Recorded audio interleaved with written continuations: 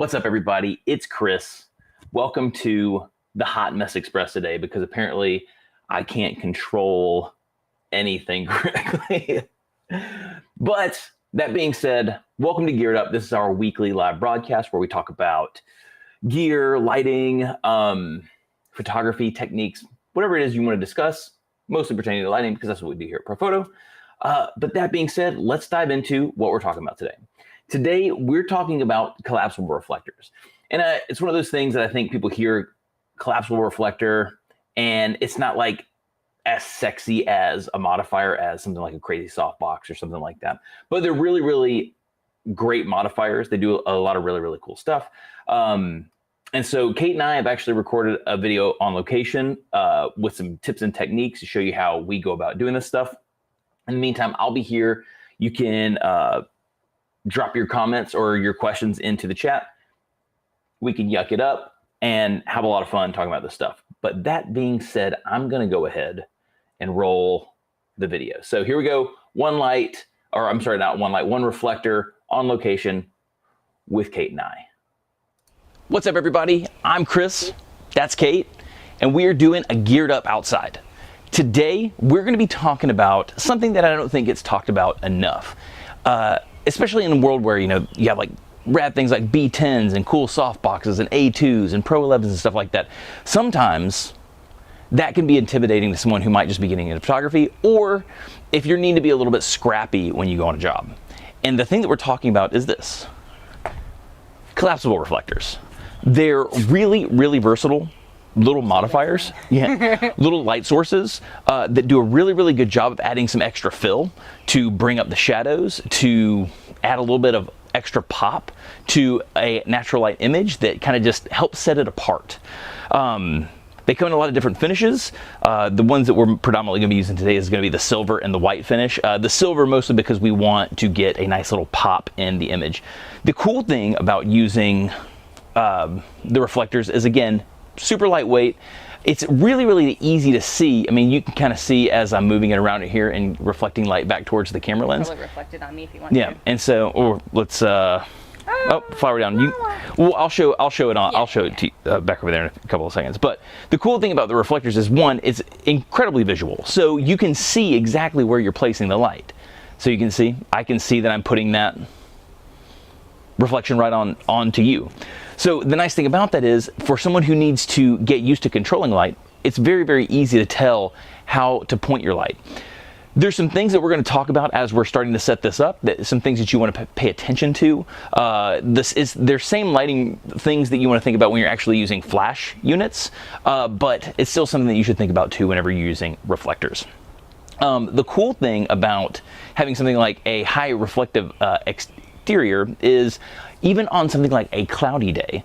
So earlier, we were playing around with this, trying to kind of set the light the way that we wanted to, and it was a lot cloudier during the day. But the cool thing about it is you're able to use this reflector, and because the silver is so high output, it's so efficient, it can gather up all that light that's even being broadcast from like a cloudy day. I needed my sunglasses. Yeah, and you can take that light, and as you can see, you can take that light and you can just kind of place it right onto your subject, which is really, really fun. So again, a beautiful cloudy day is really, really nice because the sky's acting like a big softbox, but then sometimes you can still get some shadows under the eyes from just the light coming from so straight above. So the nice thing about this is you can take that silver side and you can just start to feather in a little bit of light up underneath and really make that image pop. And I'll make sure that as we're talking about this right now, I will be showing you on the screen the images we took earlier with the shade, without the reflector, and with the reflector. That way you can see what I'm talking about on how big of a difference that makes. But now the sun's out. This is kind of what we wanted. We have a shot set up where we're in the backyard right now. This is not a resort. I mean, this is our little resort. This is our one-star resort at home. But we wanted to kind of set up a lifestyle kind of like resort vibe for maybe a shot that someone might want to use for, it could just be a portrait that you might want, or you could be using this to work with a resort or some sort of catalog or something or other. that would give you this type of work.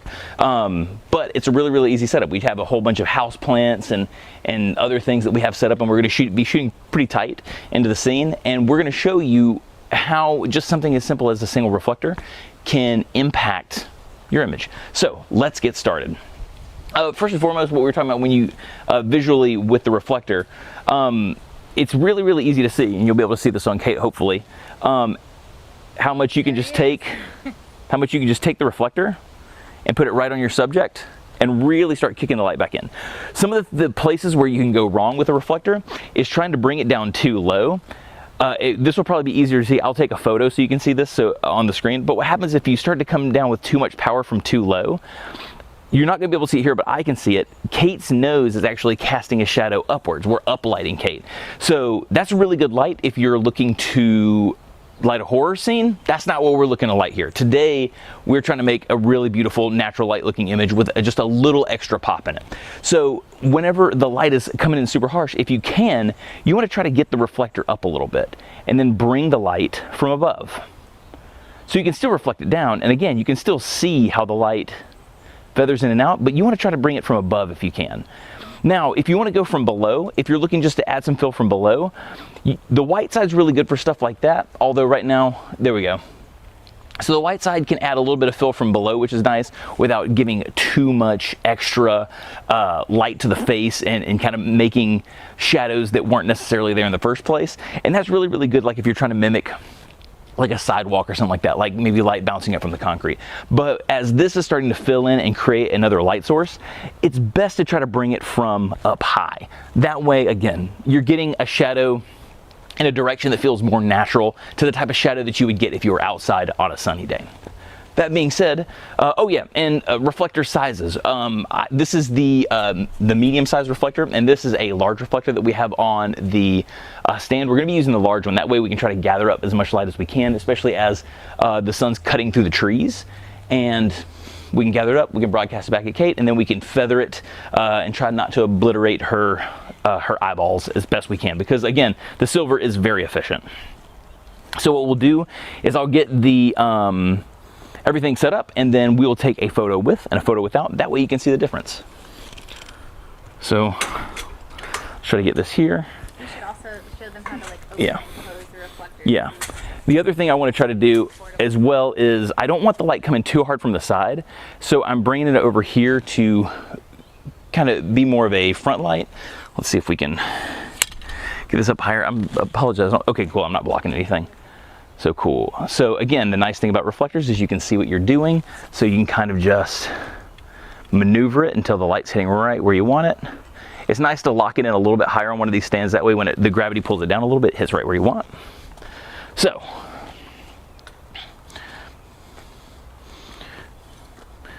camera settings wise, oh, and we're shooting through a couple of plants to kind of give it, again, another feel of something a little more tropical. So here we go. I'm going to actually kick this over to get a little bit more framing from this side. Let's see. Not enough. That's almost a little too much. Just pull back a little bit. There we go. Yeah, there we go. So here we go. The light's on, Kate. Camera settings wise, we are currently at f2, shutter speed of 400, ISO of 100. So here we go. 3, 2, 1. Beautiful. Hold that, Kate. And all I'm simply going to do is take the reflector away. 3, 2, 1. And there you have it. A really, really cool A-B comparison about how much just that little bit of silver can add some pop to Kate's face to really, really set the image apart. It's again, a really, really simple light shaping tool. I think it gets overlooked a lot of the times because of its simplicity, but it's really powerful. Again, you can take a reflector pretty much anywhere, especially one of these medium-sized guys right here. Fold it up. People always want to know how you fold these things up. I do it like this. I make full out of myself first. That's always the first thing you want to do. So I put one hand like this, one hand oversized, and I fold it into a taco and then twist it. And that's it. Call it the taco method. It works for me. I've taught a lot of people the taco method. They swear by it. So taco method. But again, see, it folds up really, really tiny. It's about the size of my large watermelon head. So, and it comes with a nice little case. Yeah, I have the case inside. But again, you want to open it up, you just pop it open, and you're ready to rock and roll. The white side is going to be a lot more subtle. It's going, let's see if I can, so I'm probably going to have to hand hold for white because I'm going to have to get in kind of tight. You know what I can do? I can trigger it from my phone. Let me just pop out my app. Let me get out my Fuji app. And then we will let it rip. Here we go. Let's just connect to GFX. Again, really simple lighting setup. And it's something that you can have with you all the time. It's something that you can easily fold down into your bag. So you see the shot, you've seen the shot without the reflector. So now let's bring in the white reflector. I'm try to stay right where I'm out of the frame. 3, 2, 1. Let's see.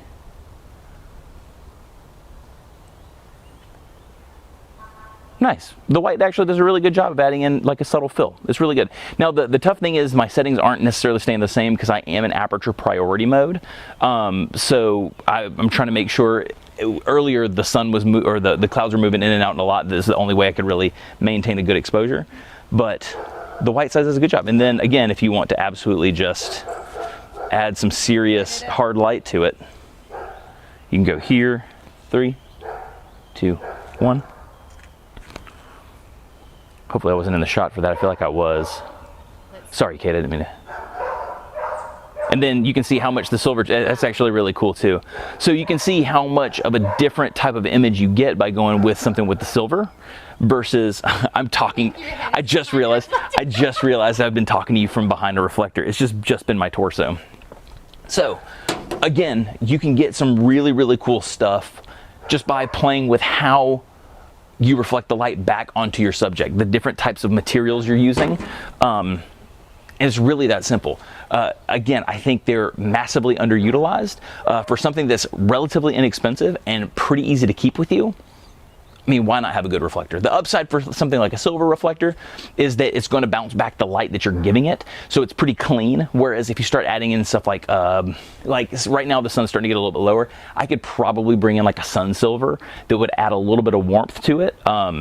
So that way you're going to start reflecting back some gold tones, and then you can go full gold if you want to, if that's your style, and you can reflect back a ton of gold. So, and then the white side is just really smooth and gentle with the light. So that way you kind of have an idea of if you decide to go and have a reflector in your bag at all time or with you, now you kind of know what the finishes do. I generally love the silver, and I use the white a lot too. Something for me, just the crispness of the silver, that contrast, that pop is really cool. So I think it probably covered everything, right? So again, collapsible reflectors, massively underutilized. Get yourself one and just keep it with you. And that way, sometimes you don't want to set up a light with you. So you bring this. I would say the best thing to do if you have to work at some distances, still have a stand and have one of these really cool reflector holders. It does a really good job. It has these clamps, got telescoping arms, so you have an extra set of hands to help you hold a reflector if you don't actually have a person that you can use for something like this. And also bring a sandbag. Just, it's good. It's nice to have something just to kind of hold it in place. So it is like a sail. It is like a sail. I mean, especially once you start going into the larger size units. So, and with that being said, awesome. I'm going to throw it back to myself in the studio. And if you have any questions, we can talk some more about reflectors and I can show you some images. So in the meantime, have a good day. Peace out. Pretty easy stuff, right? So I think we were able to make some really cool images. I have the images right here that we can flash up and I can show you again one more time before we sign out for the day. Someone was asking, does the shape of the reflector matter because they have a round one? I don't think the shape matters. I've never tried. I'm not sure, bud. Okay. Sometimes little buddies come in. So I don't necessarily know if the round versus the square matters. I feel like the way that it kind of collects the light generally is in a line. So I don't know that the shape matters that much, at least from everything that I've seen. So I could be wrong. It could make a difference. I've never actually thought to A/B compare them. So I'm not sure. So with that being said, though, let's just kind of go through the images one more time just so you can see them, so you can see what we're looking at. And I'll also show you the two images I was talking about where it was overcast and we threw the silver in, and you can see how that changed that shot. So let's go over to here. So this first image is the image that we took during the session where we moved the reflector out of the way. So a really nice natural light image, but the tough thing is, especially with the light coming from the back and you're trying to light with the available light that's in front of, it can sometimes give some shadows. Maybe there's not enough light in the eyes. Whereas when you throw in like a silver reflector, it's going to start bringing in much more light into the eyes. It starts acting like its own light source at this point. I'd probably be better if I was over here. Not trying to be creepy. Let's scoot over a little bit. Cool.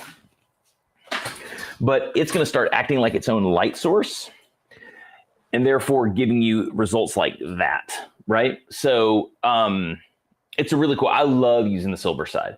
But then again, when you go and use the subtleness of the white, so let's bring up that one right there. So that is when we were using the white reflector, or so the white side of the reflector. So it's really, really clean. Again, it adds back in that light that we needed, that we lost just by trying to use the natural light, while being incredibly natural. So really, really nice stuff. And then once we were done with everything and everything was all edited up, that's the final image of everything. So, and I think the results are really, really cool. I know I'm happy with them. Kate's super happy with it. But that being said, let's show you the images of the overcast with and without the silver, just to show you how much it collects. So let's see which one we have here first. So that's with the reflector. So let's hide this one.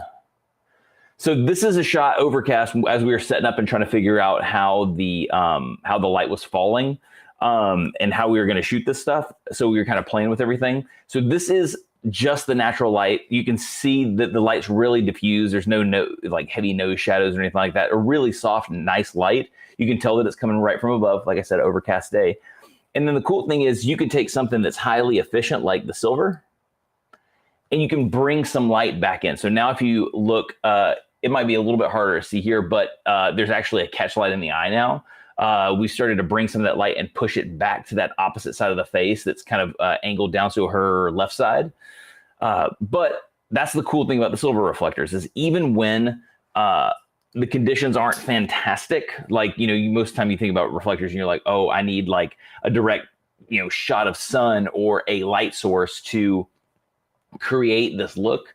The silver is so efficient they can just gobble up whatever light's there and throw it back. Let's see.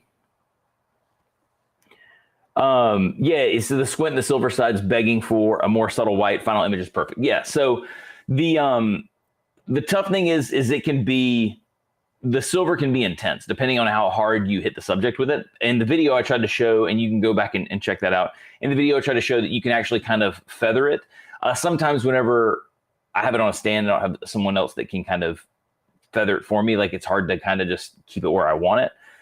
But you can use the edge of the silver to not obliterate your subject, because if you give them the full force of the silver or the sun silver or the gold, any of the highly reflective materials, it just right back in the face. So cool. Let's see. I don't see any other questions. So again, really, really simple. Again, if you don't have a collapsible reflector, I'd really think about having one. They're really handy in a pinch. I like to zip mine into the front of my bag.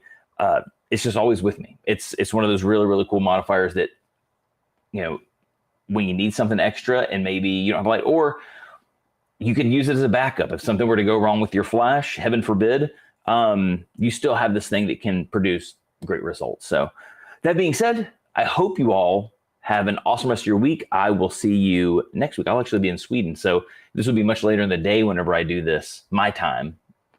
So with that being said, I hope you have an awesome rest of your week. Let us know if you have any questions. In the meantime, peace out.